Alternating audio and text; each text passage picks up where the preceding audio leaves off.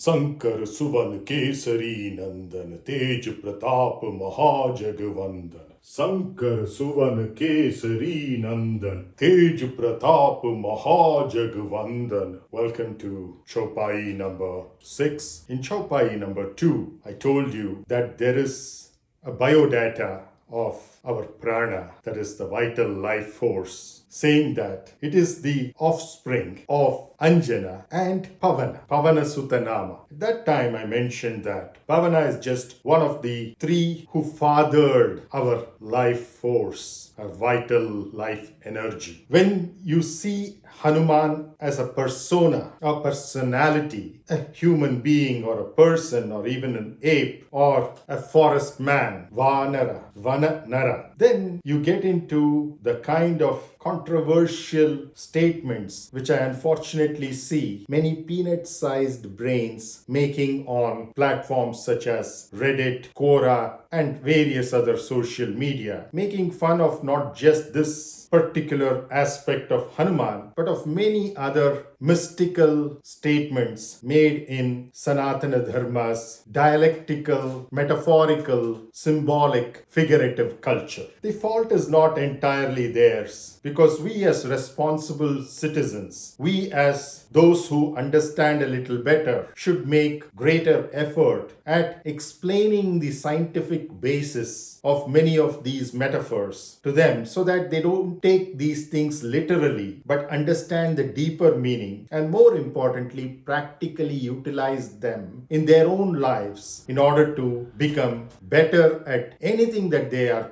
doing or aspiring to do. So let's come back to the issue at hand. Here in the very first line of the 6th caupāi, we are saying śaṅkara suvana kēsarī nandana. Literally and simplistically, a kindergartenish brain would translate this as the son of Shiva, also called as śaṅkara, and in Awadh śaṅkara, and the son of kēsarī or kēsar. And already in the second caupāi, it said pavana sutta, that means the son of the wind. So son of the wind, son of Shiva or śaṅkara, and son of kēsarī. Now you're talking of three fathers for an individual. It looks ugly, dirty, and abhorrible in the kind of civilization or culture that we are used to, though the Western community and unfortunately quite a few Indians as well have gotten into a series of divorces and remarriages even after begetting children, and talking about his third marriage child and my second marriage child and things like that. Well, that is a lifestyle choice. We're not talking about that here.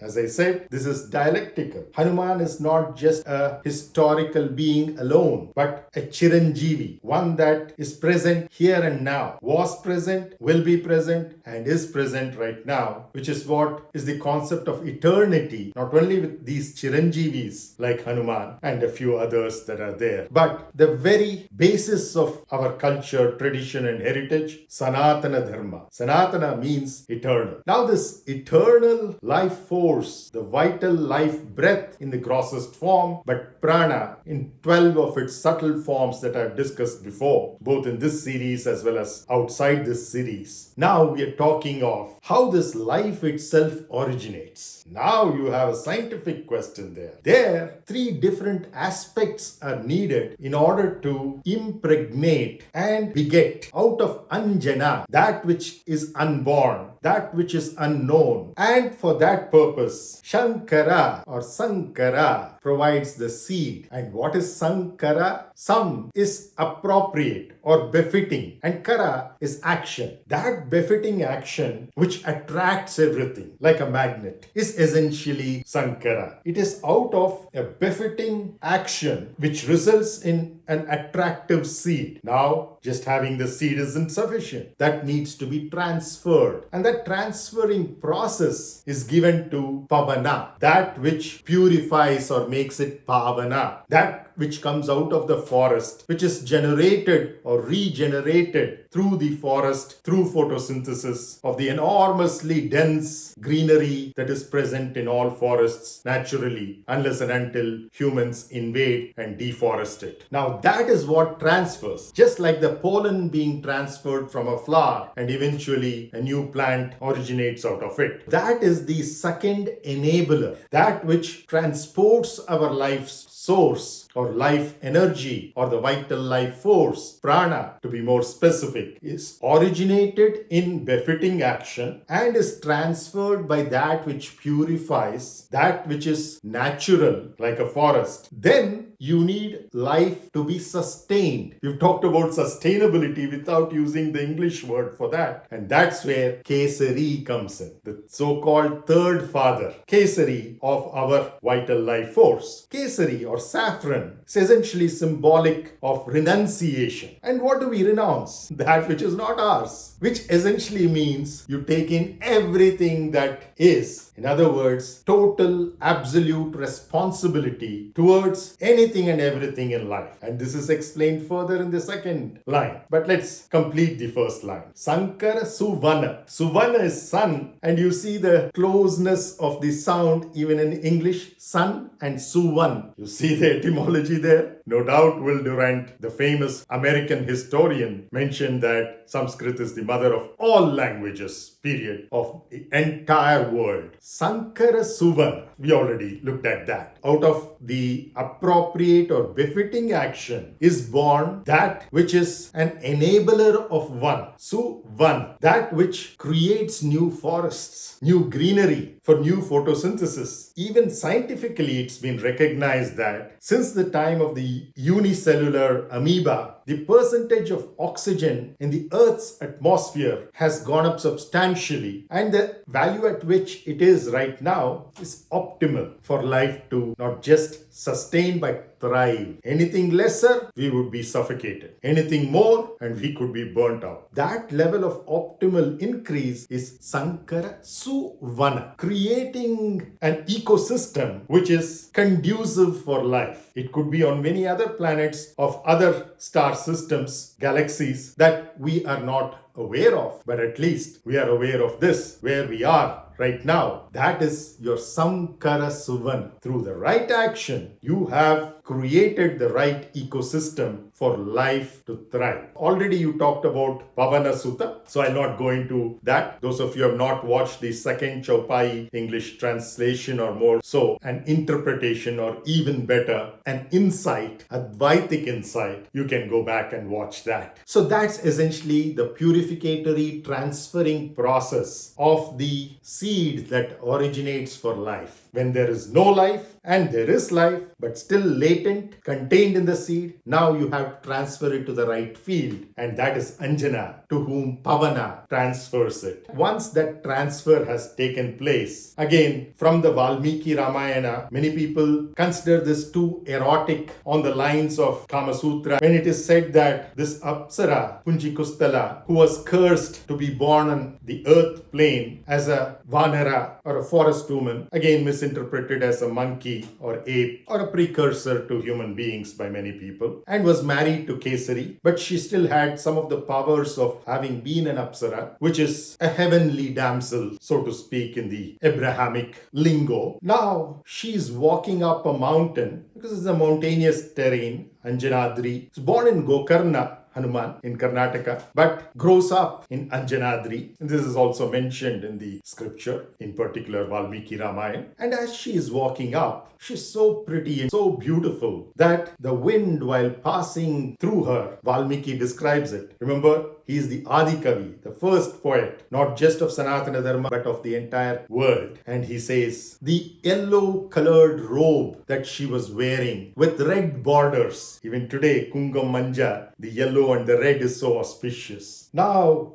the wind finds Anjana so pretty that it blows over her, and her cloth is lifted up and exposes her rounded thighs, so symmetrical and so tightly packed that there's hardly any gap in between. And as the cloth or robe blows further, it reveals the bosom as well. He uses the word which is translated by many into a well-knit pair of breasts. Now, Anjana, who is said to be a pativrata to Kēsarī, feels violated. But remember, it's not a person. It's just the wind which is blowing. And even that she feels violated, to which the wind explains in a subtle way that it is nothing physical. It's just a subtle process by which the very life force or life energy is transferred to your womb. And somebody as great, as powerful, and as fast as the wind itself is going to be born to you. And then she's convinced and eventually delivers the baby in a cave, and that's Hanuman for you in a symbolic, figurative, metaphorical, dialectical sense. But what are we talking about here? Here we are talking of life itself, which was generated through the right action, that is śaṅkara suvana, transferred to the right fertile domain, which is the earth plane. So Anjana is representative of the earth. There are only a few planets like Earth where life can sustain and thrive. Now we have talked about transferring it to that domain, to that conducive environment. First we created an environment. Now we ensure that it is conducive for life. And then third thing is kēsarī, nandana. And Nanda you also know is the adopted father of Krishna, our attractive self. And Nanda is also the root of Ananda or bliss, that which is the source of bliss. Externally, our children are like the source of our bliss, and we are the source of bliss to the children. But this is bliss in a very watered down, physical, materialistic sense. The true bliss is that which comes from our interiority. That true bliss, ecstatic bliss, coming out of our own self is what is talked about here. Kēsarī nandana. Through renunciation. Renunciation of what? As I already told you, of nothing. Because when you renounce nothing, you get everything. Or if you renounce everything, you get nothing. And both are one and the same, Vishnu and Shiva. Vishnu is omnipresence, Shiva is nothingness, Vishnu is everythingness. They are essentially the reciprocal of each other. It's a question of perspective, how you are looking at the same entity, which is nothing but ourself. Two different aspects, characteristics of ourself, which are simultaneously present at all times, here and now. You will see that renunciation is further enunciated in the second line of this very caupāi, the sixth caupāi. Tēja pratāpa mahā jaga vandana. And in Awadh, we don't say vandana, we say bandhana. Va is replaced by ba. Looks like totally different meanings. Bandhana is bondage. Again you see, bandhana, bondage. You see the English word, how it has originated and got corrupted. Anyway, besides the point. But here we are talking of bandhana, bondage, and vandana is essentially respect, honor, dignity, etc. Now, you might think these are not meanings which are relatable and therefore cannot be said by the same word. But what is said before that? Mahā jaga, bandhana, vandana. Whether you use bandhana or vandana with mahā jaga, it means the same. Why? Mahā jaga means the entirety of life, the entirety of existence. Jaga is existence, and mahā, usually loosely translated as great, actually refers to the entirety. So mahā jaga is the entirety of existence. And when you are bonded to that, you are in bondage to everything. It's as good as being worthy of respect and dignity. The problems come when I say, I'm bonded to this, I'm shunning that. I like this, I dislike that. I love this, I hate that. This divide and rule policy has what has corrupted us, and therefore bondage is something that we want to break out of and liberate ourselves. But liberation is bondage to everythingness. Another way of looking at it, of course, is bondage to nothingness, which is the path of the sannyasi, samnyasa, where the right samnyasa is made. In other words, mapping, the conformal mapping is made in the appropriate sense. But before that, what are we talking about? Tēja pratāpa. Tēja is brilliance. Brilliance not just as light, but as the kinetic energy associated with it. You know that the fastest one can travel is the speed of light, 3 into 10 power 8 meters per second. That is 3 lakh kilometers per second. Tēja pratāpa. Pra is usually just like V, is prefix, which is used to say something special, something which is extraordinary. What is extraordinary or special here? What is vishesha over here? Tapa, pratāpa. Pratāpa, many people will just say, translate it as fame. Yes, that is the fallout of it. But you look at the etymology, you look at the beauty of it. A special tapa. Tapa is the temperature. And a special tapa is going from pitta to tejas. And that's why we say tēja pratāpa. We already know from physics, statistical physics that is, that kinetic energy at the molecular level is what creates heat and which is measured in the form of a temperature scale, be it in centigrade or Fahrenheit or Kelvin. The higher the kinetic energy, the larger the heat and the larger the temperature at a statistical level. But what are we talking about here is the subtle nature of that, pratāpa. Now, when we translate this from the physical to the metaphysical, what we are talking about is the very essence of life, which Western scientists are finding it so difficult to understand. Namaskaram, Jai Hind, Jai Bajrangabali.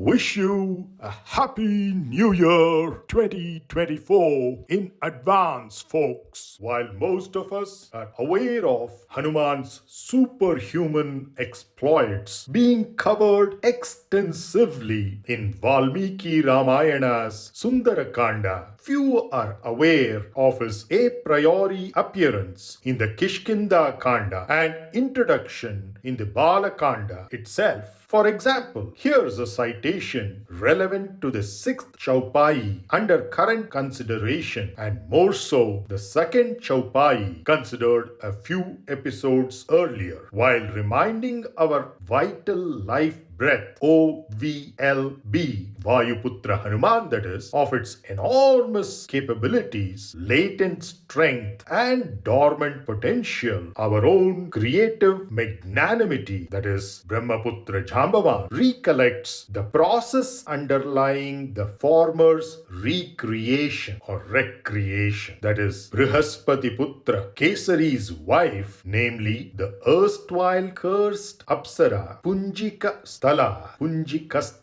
Anjana's well-rounded tight thighs imply life regenerative creativity, while her well-knit and twinned breasts imply life-sustaining nutrition, the power of which is also practically demonstrated much later to our skeptical body Lakshmana during the brief Kishkinda stopover amidst the return journey from the victorious Dasara Lanka war to the Deepavali Ayodhya Rajya Pattabhishekam en route to January 22nd, 2024's Prana Pratishta at Rama Janmabhoomi Ayodhya Dham.